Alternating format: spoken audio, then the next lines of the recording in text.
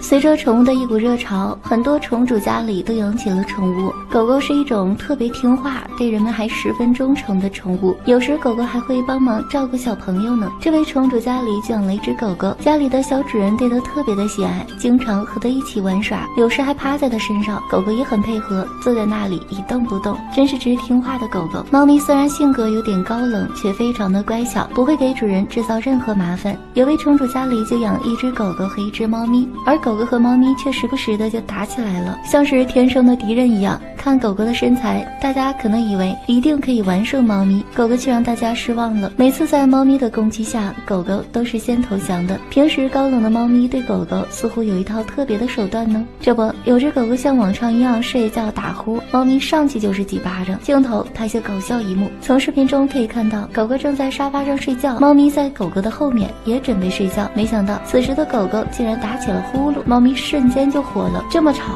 这让猫咋睡呢？不管3721，上去就是几巴掌，狗狗立马惊醒了，抬头一看是猫咪又继续睡着了，真是只搞笑的狗狗，被打了还能安静的睡觉。对此，亲爱的朋友们怎么看呢？本期的视频就给大家分享到这里，欢迎大家留言和转发。